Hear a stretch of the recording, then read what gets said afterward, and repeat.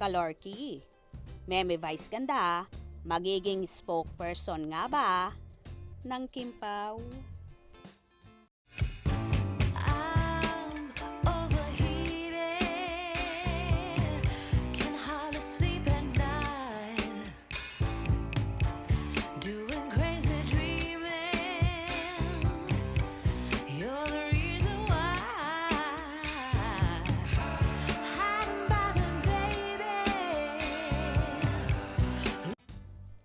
Sobrang kwela talaga na kahit nga ang unkabogable stars at TV host na si Meme Vice Ganda ay kinukulit ng mga followers ng Kim Pao ni na Kim Chiu at Paolo Avellino.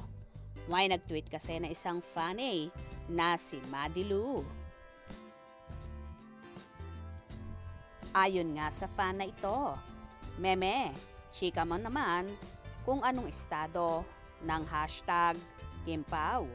Agad naman itong sinagot ni Meme Vice Ganda at sinabing, masaya naman sila, lalo na kung masaya kayo. Teka, trabaho ko na din bang maging spokesperson nila? Kaloka. O diba, kahit nga ang TV host na si Meme Vice ay ayaw tantanan ng Kim Pao fandom at tila gagawin pa nga siyang spokesperson ng Kim Pao tandem. Basta para kay Vice Ganda, happy siya na nakikitang masaya ang Kim Pao. Lalong higitang madlang people at todo support talaga si Meme sa Chiu Pao sa real score nila ngayon. Ganito nga kadilulo ang mga tagahanga at supporters ng Chiu Pao na lahat na lang ay gustong malaman. Especially ang real score ni na Kim at Paolo sa ngayon.